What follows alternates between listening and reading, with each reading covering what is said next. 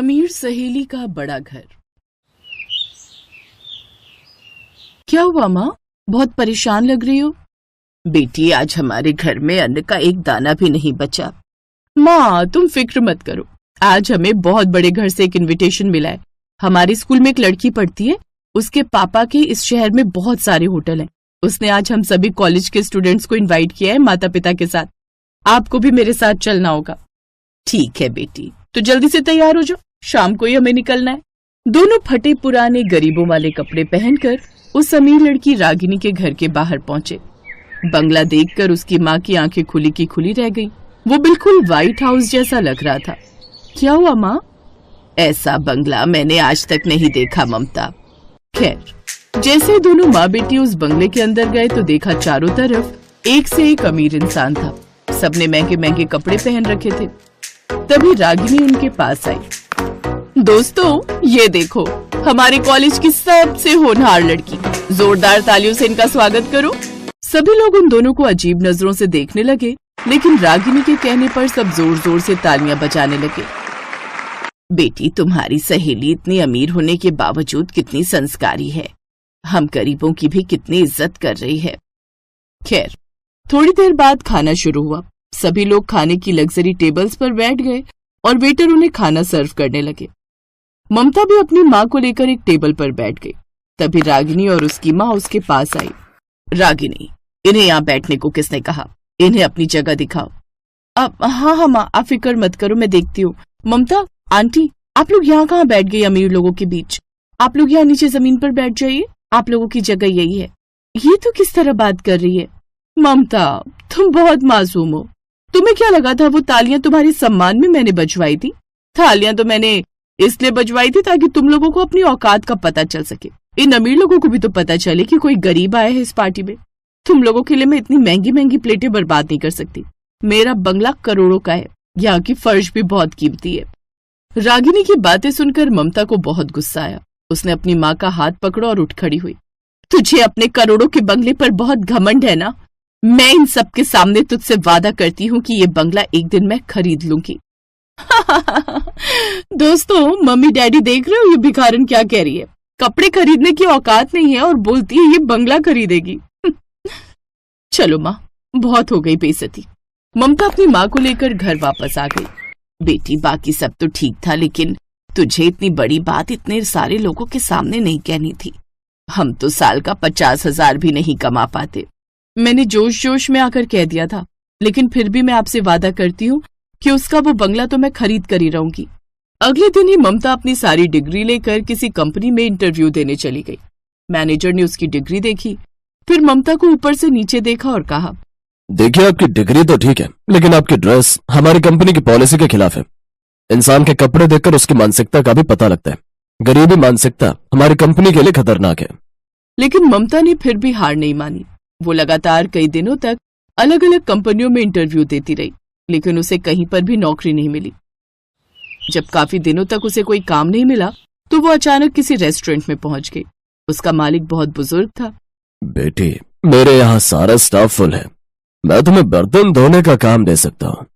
ठीक है बाबा, मैं ये काम करने को भी तैयार हूँ। तो अब ममता उस होटल में बर्तन धोने का काम करने लगी।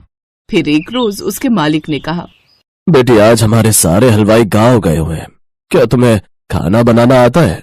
हाँ बाबा, मैं बहुत अच्छा खाना बना लेती हूँ, आपने कभी मुझे मौका ही नहीं दिया। देखो, मेरा भरोसा मत तोड़ना, क्योंकि आज हमारे होटल में इस शहर के बहुत बड़े आदमी आने वाले हैं। इस शहर में उनके सैकड़ों होटल हैं। खैर, ममता खुशी खुशी खाना बनाने लगी। थोड़ी देर में उनके होटल में उसकी सहेली रागिनी अपने माँ बाप के साथ आई। इसका मतलब बाबा रागिनी के पापा की बात कर रहे थे। रागिनी अपने माँ बाप के साथ एक टेबल पर बैठ गई, लेकिन उसने ममता को बर्तन धोते हुए और खाना बनाते हुए देख लिया था। थोड़ी देर बाद ममता उन सबको खाना सर्व करने लगी। तू तो मेरा बंगला खरीदने वाली थी ना, और यहाँ पर बर्तन धो रही है, खाना बना रही है और हमारे लिए खाना सर्व कर रही है। बेटी, इन गरीबों के मुंह नहीं लगते, चुपचाप खाना खाओ। बेचारी ममता उस वक्त कुछ नहीं बोल पाई। अब वो दिन रात मेहनत करती जा रही थी। अब वो उस होटल में खाना भी बनाती थी, बर्तन भी धोती थी, इसलिए वो अच्छा खासा कमाने भी लगी थी। फिर एक रात उसकी माँ ने कहा, बेटी, अब हमें खाने पीने की कोई समस्या नहीं है, लेकिन तूने जो इतनी बड़ी बात बोली थी ना कि उसका बंगला खरीद लेगी, ये तो कहीं से भी संभव नहीं लगता। लोग तुझे हारा हुआ ही समझेंगे। माँ, ना वो बंगला कहीं भागा जा रहा है और ना ही मैं। मुझे ऊपर वाले पर पूरा भरोसा है, एक ना एक दिन वो बंगला मैं खरीद कर रहूंगी। तो ऐसे ही दिन बीत रहे थे। फिर एक रोज ममता के होटल में एक बहुत बड़े मंत्री जी आए। बाबा, कल मेरे बंगले पर बहुत बड़ी पार्टी है। खाना तो ओबरॉय होटल की तरफ से आ रहा है, मुझे कुछ वेटर चाहिए। ममता बेटी, आज शाम को तुझे मंत्री जी के यहाँ जाना है। पूरे वेटर स्टाफ को लेती जाना, बहुत अच्छा पैसा मिलेगा। ठीक है बाबा। मंत्री जी, आप फिक्र मत कीजिए, आपको शिकायत का कोई मौका नहीं मिलेगा। खैर, मंत्री जी वहां से चले गए। रात में ममता अपने सभी वेटर्स को लेकर मंत्री जी की पार्टी में पहुंची। वहां पर रागिनी के पापा के होटल का खाना लगा हुआ था। रागिनी की फैमिली भी वहीं मौजूद थी। उसने जैसे ही ममता को देखा वैसे ही उसके पास चली आई। तुझे पता है यहाँ पर मेरे डैडी का खाना चल रहा है और तू यहाँ पर वेटर है। वैसे कब खरीदने वाली है तो मेरा बंगला? रागिनी ममता से बात कर ही रही थी कि तभी कुछ मेहमान अचानक चिल्लाने लगे। मंत्री जी, ये सब क्या है? हमारे खाने में केकड़ा निकला और रोटियों में तो फफूंद लगी हुई है। मंत्री जी भागते हुए आए। जब खाना चेक किया गया तो खाना 4 दिन पुराना निकला। उन्होंने रागिनी के डैडी को बुलाया। सारे लोग वहीं इकट्ठा हो गए। मिस्टर ओबराय, इस शहर में मैंने ही तुमको सारे होटल के टेंडर्स दिलाए थे और आपने मेरे ही साथ ऐसा किया। मैं इसी वक्त सारे कॉन्ट्रैक्ट तुमसे वापस लेता हूँ। मुझे तो तुम पर पहले ही शक था, लेकिन अब खाने का क्या होगा? मंत्री जी, फिक्र मत कीजिए, मैं बस 1 घंटे के अंदर सब लोगों के लिए ताजा खाना बना दूंगी। ममता ने 1 घंटे के अंदर अपने साथियों के साथ मिलकर खाना बना दिया। सभी मेहमान उंगलियां चाटते रह गए। मंत्री जी, आपको ऐसे लोगों को मौका देना चाहिए। इस लड़की के हाथ में तो ओबराय साहब के खाने से 10 गुना बेहतर स्वाद है। ममता बेटी, आज से इस शहर के होटल के सारे टेंडर मैं तुम्हें देता हूँ।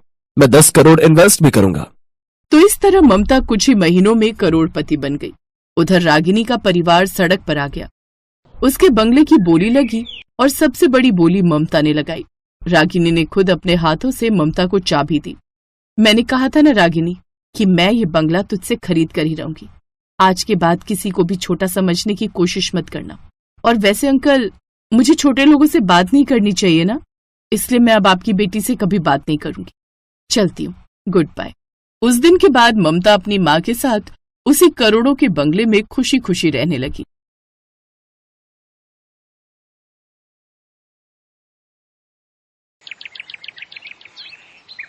क्या हुआ मेरी जान, यूं मुंह लटका कर क्यों बैठी है? कुछ नहीं निधि, अगर तुझे बताऊंगी तो तू हंसेगी। अब बताएगी भी? मुझे ना अर्जुन से प्यार हो गया है, लेकिन वो गरीब घर से है। छी, तू क्या है यार, तुझे प्यार करने के लिए वही लड़का मिला था। उस जैसे गरीब लड़के को तो मैं नौकर भी ना रखूं। हाँ, माना कि दिखने में हैंडसम है, लेकिन फिर भी यार हमारे लेवल का नहीं है। तुझे कभी प्यार नहीं हुआ ना, तू इसलिए ऐसा कह रही है। मैं तो कहती हूँ तू उसका ख्याल अपने दिमाग से निकाल दे। कहाँ तू इतने बड़े बिल्डर की बेटी और कहाँ वो मामूली सी नौकरी करने वाला। तू नहीं समझ रही, वो मुझे बहुत अच्छा लगता है। अच्छा ठीक है, फिर चल अभी उससे जाकर कह दे। निधि सुप्रिया को लेकर अर्जुन के पास जाती है। मैं इन सब चक्करों में नहीं पड़ना चाहता। तुम इतनी अमीर लड़की को मना कर रहे हो अर्जुन, इसे तो तुम अपनी खुशकिस्मती समझो। मुझे अमीर लड़की नहीं चाहिए, मैं ऐसी लड़की से शादी करना चाहता हूँ जिससे मैं अपनी थोड़ी सी कमाई से भी खुश रख सकूं। और जानती हो सुप्रिया मैडम, मैं एक मिडिल क्लास घर में रहता हूँ जहाँ साधारण सा खाना पीना होता है, ना तो कोई गाड़ी और ना ही कुछ और। क्या तुम ऐसे रह पाओगी? ये सुनकर सुप्रिया घबरा गई। नहीं, मुझे नहीं पता था कि तुम इतने गरीब हो। मैं नहीं कर सकती इतने गरीब लड़के से शादी। देखा नहीं थी, गरीबी का नाम सुनकर ही वो पीछे हट गई। अच्छा तुम बताओ, क्या तुम मुझ जैसे गरीब से शादी कर सकती हो? तुम भी तो इतनी अमीर हो। बात निधि के स्वाभिमान की थी और वहाँ और भी कई लोग थे। हाँ, मैं तुमसे शादी करूंगी। और ये रही लिपस्टिक, अब इससे मेरी मांग भरकर सबके सामने मुझे स्वीकार करो। अर्जुन ने उस लिपस्टिक से ही उसकी मांग भर दी और वहाँ से जाने लगा। निधि भी उसके साथ साथ उसके पीछे पीछे जाने लगी। तुम मेरे पीछे पीछे कहाँ रही हो? अभी कुछ देर पहले तो तुमने मेरी मांग भरी, उस हिसाब से अब मैं तुम्हारी पत्नी हूँ। अब मैं तुम्हारे साथ तुम्हारे घर में ही तो रहूंगी। एक बार फिर सोच लो निधि। अब तो सोच लिया, और ये सब तुम्हें मेरी मांग भरने से पहले सोचना चाहिए था। अब तो तुम्हारी नाक में दम न कर दूं तो कहना। चलो देखते हैं कौन किसकी नाक में दम करता है। निधि अर्जुन के साथ उसके घर चली गई। घर आकर उसने सारी बात अपनी सास को बताई। अब शादी चाहे जिस भी हालात में हुई हो, लेकिन ये अब इस घर की बहू है। बहू, आज से वो वाला कमरा तुम्हारा है। अगली सुबह निधि सोकर उठी तो उसने अर्जुन से कहा, अर्जुन जाओ मेरे लिए चाय लेकर आओ, नाश्ता मैं बाद में करूंगी। यहाँ कोई नौकर नहीं है, यहाँ खुद ही चाय बनानी पड़ेगी। चलो उठो और जाओ और खुद जाकर कॉफी बनाओ। अच्छा ये बात है, ठीक है, मैं अभी चाय बनाकर लाती हूँ। निधि रसोई में गई और चाय में चीनी की जगह ढेर सारा नमक डालकर ले आई। जैसे ही सबने चाय पी, छी भाभी, ये आपने कैसी चाय बनाई है? क्या तुम्हें चाय तक बनानी नहीं आती? हाँ, नहीं आती, क्योंकि वहाँ सब काम मेरे घर के नौकर करते हैं। खाना बनाने के लिए अलग, साफ सफाई के लिए अलग, घर के हर काम के लिए अलग अलग नौकर। ये सुनकर सब चौंक गए कि उनके घर इतनी अमीर बहू आई है। फिर उसकी सास बोली, बहू कोई बात नहीं, मैं तुम्हें चाय बनाना सिखा दूंगी। हमारे घर में कोई नौकर नहीं है, इसलिए सारे काम हम सब मिलकर करते हैं। घर में सभी उसका खूब ख्याल रखते, लेकिन निधि थी कि वो तो जानबूझकर बस नुकसान पर नुकसान करती रहती। लेकिन अमीर घर से आई बहू ना तो वहां चैन से सो पाई और ना खा पाई, जिस कारण निधि की तबीयत बिगड़ गई। कई दिन बीत गए लेकिन वो ठीक नहीं हो पाई। देखिए, इनकी आंतों में बहुत ज्यादा इन्फेक्शन फैल गए, जो आसानी से ठीक नहीं होगा। उसे शहर के बड़े अस्पताल ले जाना होगा। निधि ने देखा कि सभी उसकी बड़ी चिंता कर रहे हैं। उसने अपनी सास सरला को अर्जुन से बात करते हुए सुना, माँ, बड़े हॉस्पिटल में दिखाने लायक हमारे पास पैसे कहाँ हैं? लेकिन इलाज करवाना भी तो जरूरी है, अगर तबीयत ज्यादा बिगड़ गई तो। नहीं माँ, मैं उसे कुछ नहीं होने दूंगा। वो इस घर की इज्जत है। लोग तो यही कहेंगे कि अमीर बहू का ख्याल नहीं रख पाए। मैं कहीं से पैसे उधार लेकर देखता हूँ, लेकिन अगर नहीं हो पाया तो मैं ये घर बेच दूंगा। लेकिन ये तो तेरे बाबा की आखिरी निशानी है ना। हाँ माँ, लेकिन अपनी पत्नी को बचाने के लिए मैं कुछ भी करूंगा। ये सब सुनकर निधि को बड़ा दुख हुआ। वो देख रही थी कि सब उसे कितना प्यार करते हैं। तभी वो अचानक से बेहोश हो गई। उसकी तबीयत ज्यादा बिगड़ने लगती है। अर्जुन जल्दी से उसे अस्पताल ले जाता है। वो अपना घर बेच देता है और उसका इलाज करवाता है। निधि का इलाज होता है और वो कुछ दिन बाद पूरी तरह ठीक हो जाती है। अस्पताल से लौटकर जब वो घर आती है तो देखती है कि उसका ससुराल एक झोपड़ी में बदल चुका है। अर्जुन, हमारा घर? अब हमें यहीं रहना होगा निधि। निधि को समझते देर नहीं लगी कि उसके इलाज की खातिर अर्जुन ने अपना घर बेच दिया है, जो कि उसके पिता की आखिरी निशानी थी। वो सबके साथ उसी झोपड़ी में रहने लगती है। कुछ दिन बाद अर्जुन का जन्मदिन था और निधि उसे कुछ ऐसा देना चाहती थी जिसे देख अर्जुन का चेहरा खिल उठता। कुछ दिन बाद, चलो तो अर्जुन, चलिए माँ जी, ननद जी, आप सभी अपनी आंखें बंद रखिएगा। ओफो, ये क्या बचपना है निधि, अब तो आंखें खोलने दो। अब सब अपनी आंखें खोलो। वो सब अपनी आंखें खोलते हैं तो सामने अर्जुन के जन्मदिन का केक रखा हुआ था और घर को सजाया हुआ था।